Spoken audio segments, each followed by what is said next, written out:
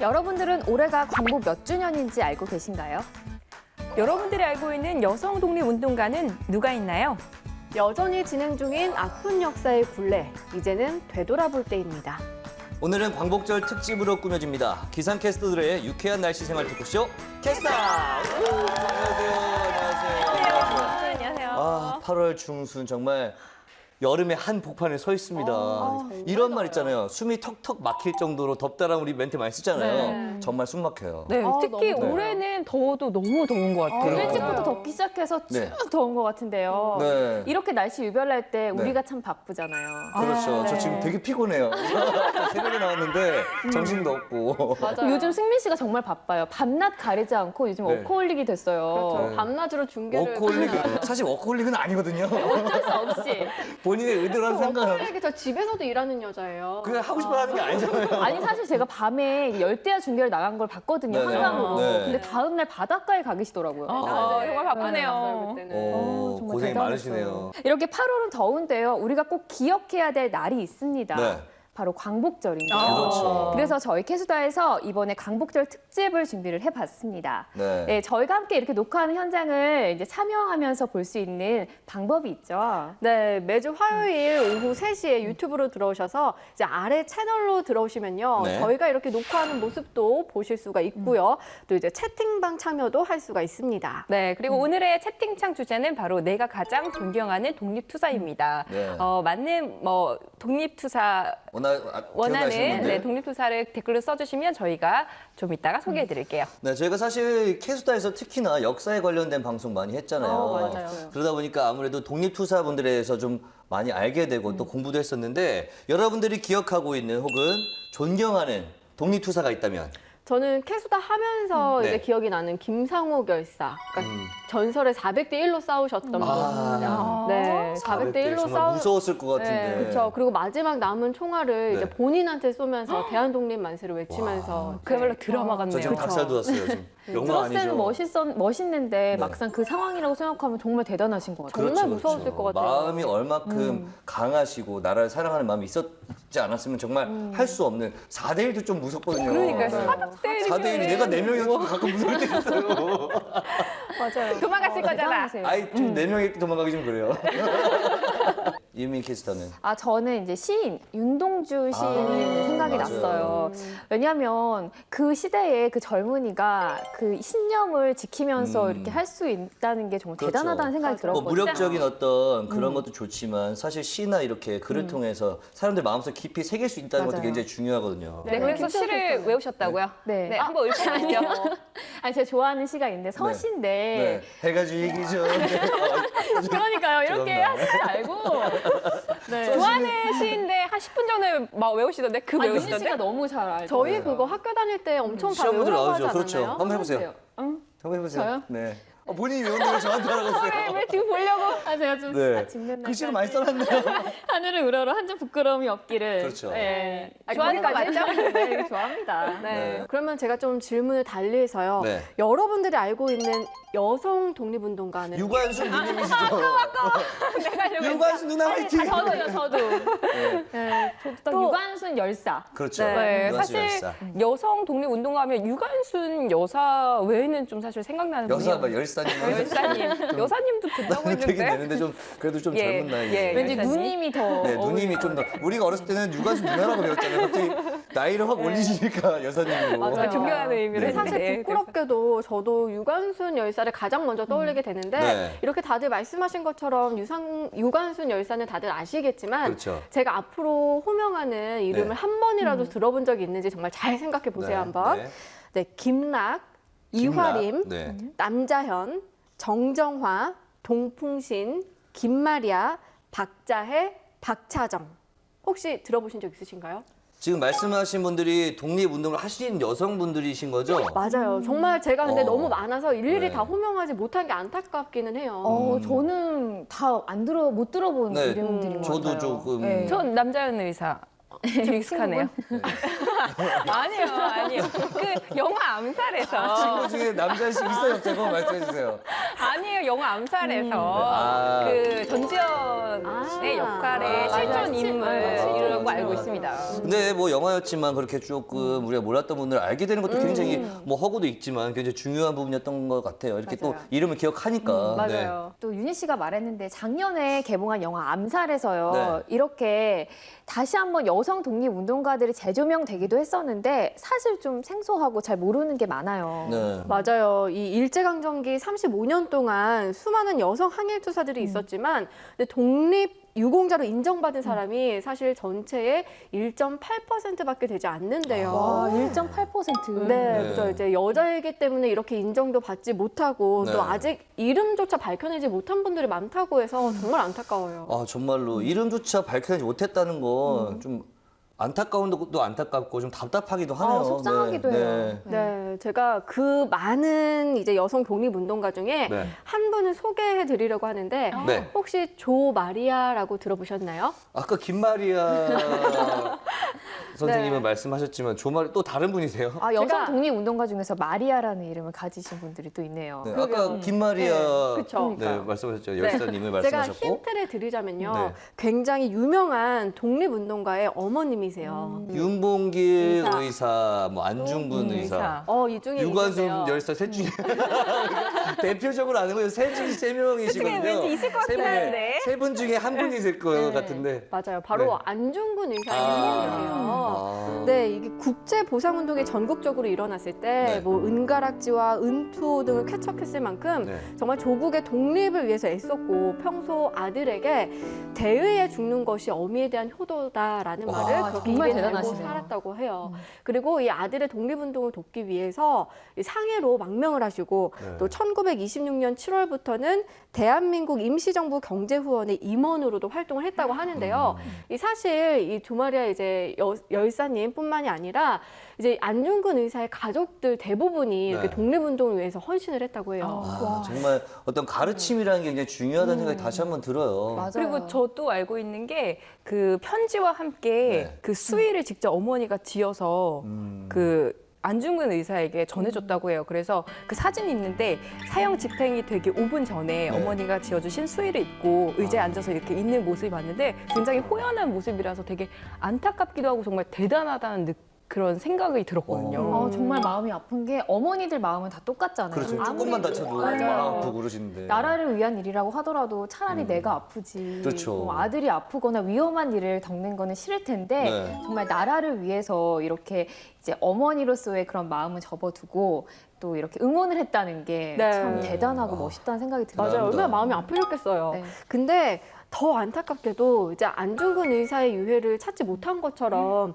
이 조마리아 여사의 유해도 지금까지 찾지 못했다고 해요. 근데 정말 평생을 조국의 독립을 위해서 헌신을 네. 하셨고 또 정말 해방된 조국의 모습을 보고 싶어 하셨을 텐데 네. 이렇게 고국으로 돌아오지 못했다라는 게 정말 네. 너무 속상하더라고요. 아, 정말 왠지 모르게 좀 죄송한 마음이 들고 하루빨리 고국으로 돌아왔으면 좋겠다는 생각이 듭니다. 네. 또 이 밖에도 많은 여성 독립운동가들이 있었잖아요. 네. 네, 그래서 이런 많은 여성 독립운동가들의 이야기를 담은 책이 있어서 한 권 소개를 해드리려고 하는데요. 네. 이 책의 이름은 조선의 딸, 총을 들다라는 아. 책입니다. 네, 이 대갓집 마님에서 신여성까지 24명의 여성 독립운동가들의 이야기를 담은 책인데요. 저희도 아까 여성 독립운동가 하면 유관순 누나밖에 생각이 안 들잖아요. 그렇죠. 이렇게 유관순 누나만 알고 있는 이들에게 바치는 책이라고 써 있더라고요. 네, 좀 가슴이 뜨거워지는 풍부한 이야기를 담고 있으니까 한번 읽어보시는 것도 참 좋을 것 같아요. 네, 정말 우리가 읽어야 될것 그러니까요. 같아요. 네. 유관순 누나만 알고 있던 이들에게 바치는 책. 이 말이 좀 마음에 와닿는 것 같고 이번 광복절에는 우리가 좀 잊고 살았던 독립투사들에 대해서 좀 더 많은 생각을 하고 되짚어보는 그런 시간을 가졌으면 좋겠습니다.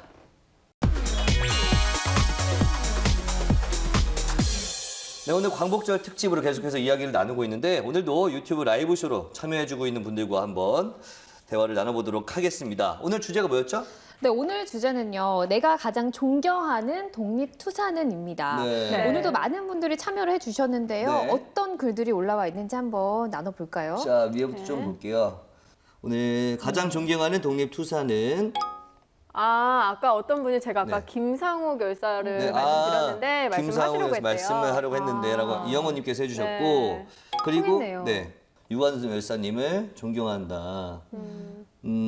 열사와 의사의 차이 지금 나왔어요. 문제 나올 것 같네요 했는데 오늘 문제 없거든요.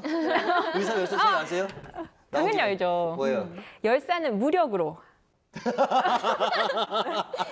죄송해요. 제가 제가 방송 중에 너무 들어오기 크게 전에 재미를 위해서. 아니 재미를 위해서는 귀가 빨개지셨어요. 제가 오늘 너무 졸려요. 제가 오늘 아침에 말씀드렸잖아요. 우리가 두 가지만 생각하면 돼요. 안중근, 의사. 의사죠. 유관순. 열사. 그렇죠. 그러면 안중근 의사는 뭐랬죠? 자, 다시.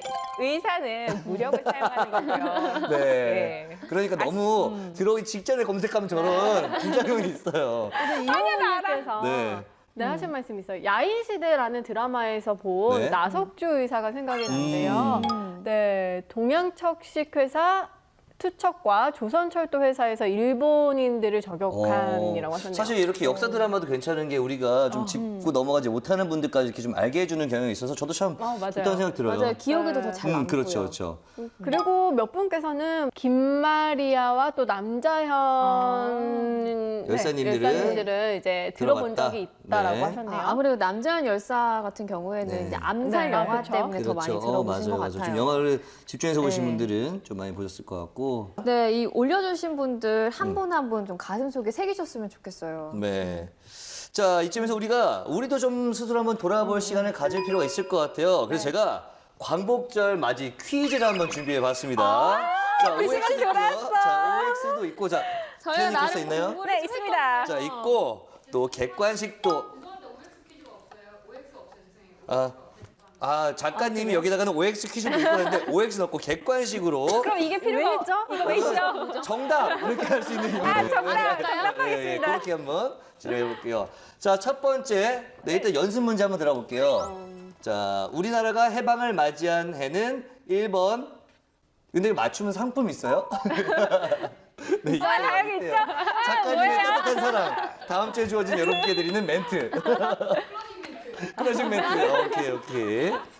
욕심난다. 되게 욕심 나보다. 쉬운 멘트들. 자, 첫 번째 우리나라가 해방을 맞이한 해는 1번 1948년, 2번 1943년, 3번 1945년, 4번 혜민. 네, 혜민. 1945년. 축하드려요. 이게 지금 아니요. 사실 정답은 1945년 8월 15일 수요일이었는데 작가님께서 낸 의도가 있는 게 대학생 중에 75%가 연도를 잘 몰랐다고 해요. 그렇기 때문에 다시 한번 짚고 넘어가자는 의미에서 연습 문제로 준비한 겁니다. 이 정도로 여러분들 쉽다고 생각하지 마세요. 본격적인 문제. 아니 근데 객관식이니까 네. 이렇게 하니까 되게 헷갈리네요. 네, 듣고 그죠. 있다가 그냥 지나가게 되는데. 1945년이 당연한데. 그래서 하려고 했는데 중간에 기억나시면 맞춰도 돼요. 네. 자, 대신 틀리면 벌칙 없어요? 벌칙은 다음 주에 멘트를 길게 한 페이지를 다 주는 거예요. 아니, 근데 너무 비겁하지. 억울하잖아. 수연성. 저는 질문을 내잖아요. 아니, 넘어가죠. 네, 자, 좋습니다. 본격적인 문제입니다. 다음 중 독립운동가가 아닌 사람은 어려워. 1번 김원봉, 2번 이봉창, 3번 염석진, 4번 이재명. 윤희. 윤희 4번 이재명. 4번 이재명 탈락. 혜민 2번? 2번 이봉창. 아니 1번 1번. 아 바꾸기 없어. 땡. 1번. 그러면 승민 1번. 이런 왜 그래요? 이게 뭡니까 이게? 근데 사실 하나 기억이 안 나. 자, 보통 네 문제가 있는데 세 분이 맞췄는데 어떻게 3번 염석진입니다. 네. 생각했어요. 염석진은 너무 캐수다가 우리가 여러분들 웃기려고 그러시는 거죠? 맞아요. 그럼요. 찍어도 뭔가 할수 있을 것 같은데. 나 진짜 1번 할 때 아차 싶었다. 알겠습니다. 자, 염석진은 영화 암살의 가상인물이라고 합니다.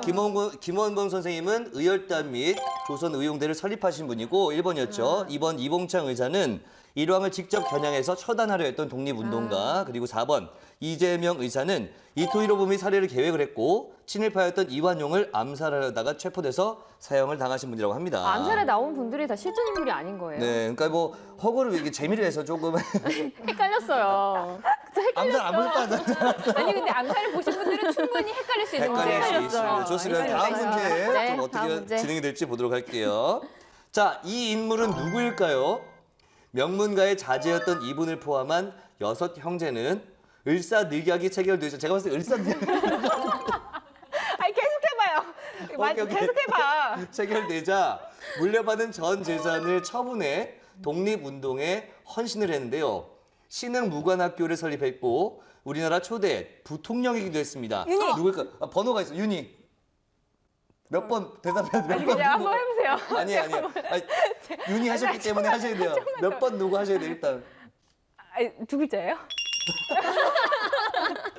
세 글자입니다. 그 3글자지? 지금 누구 생각하는지 알아요, 지금.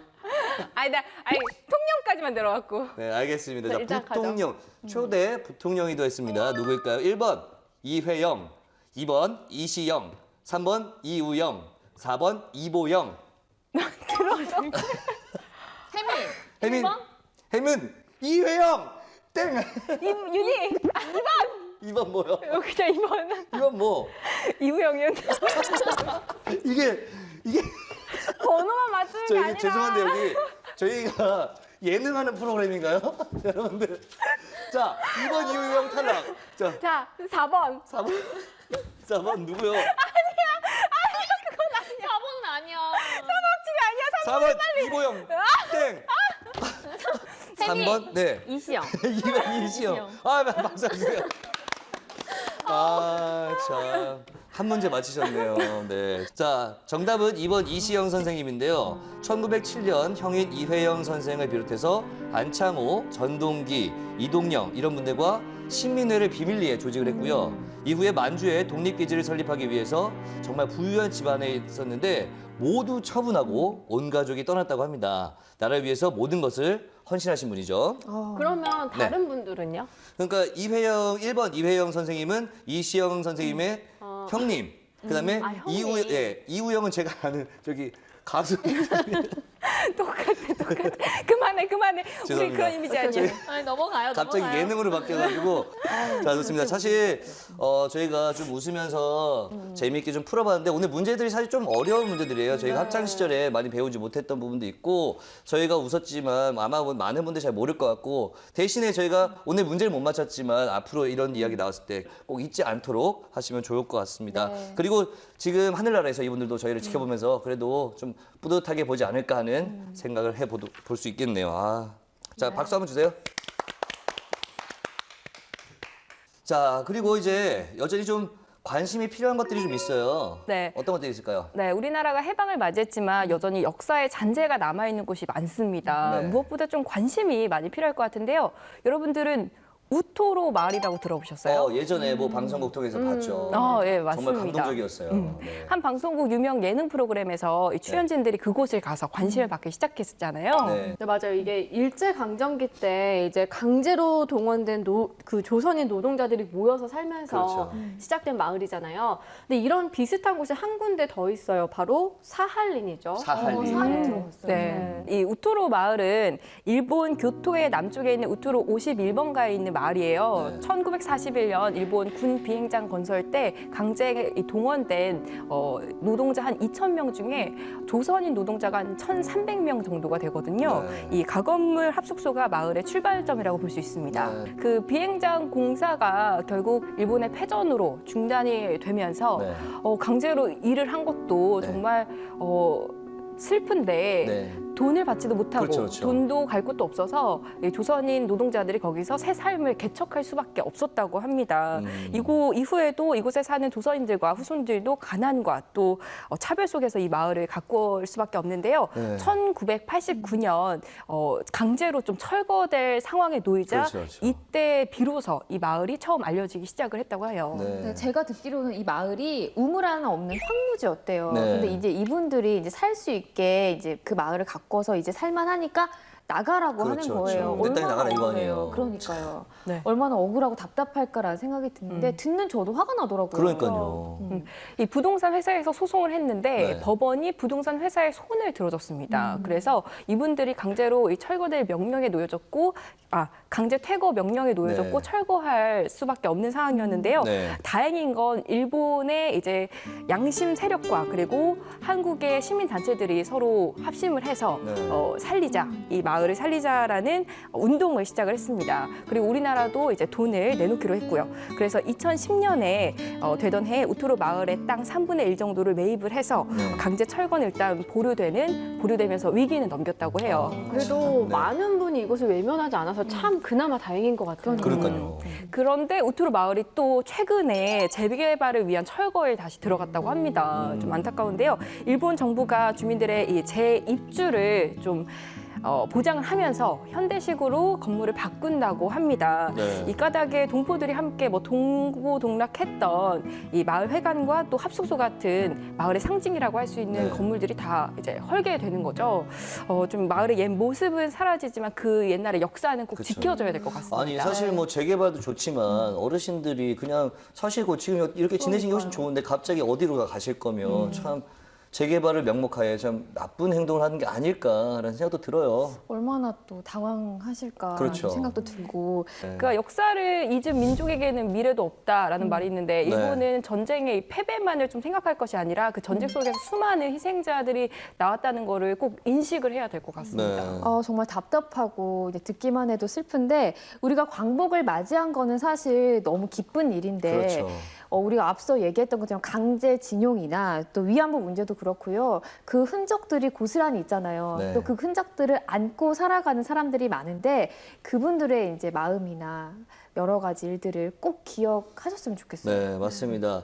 우리가 아팠던 역사도 좀 잘 기억을 하고 후손들에게 잘 알려줌으로써 우리 역사에 대한 정확한 제대로 된 인식을 심어주는 것도 중요하다는 생각이 듭니다. 광복절 뜨거웠던 그 광복의 감격만큼이나 또 역사에 대한 관심도 많이 필요할 때가 아닌가 하는 생각을 해봅니다. 내 소원이 무엇이냐 하고 하느님께서 물으신다면 나는 서슴지 않고 내 소원은 오직 대한독립이요 라고 답할 것이고 또 그 다음 소원이 무엇이냐 하고 2번, 3번 물으셔도 나는 더욱 소리를 높여 내 소원은 우리나라 대안의 완전한 자주독립이요 라고 답할 것이라. 이 백범 김구 선생이 쓴 나의 소원이라는 연설문의 한 부분인데요. 그 간절했던 소원이 이루어진 지금 그들의 희생을 기억해야 할 때입니다. 네, 저희는 다음 주도 재밌고 유익한 수다를 가지고 돌아오겠습니다. 시청해주신 여러분 감사합니다. 유쾌한 날생활 토크쇼 캐스터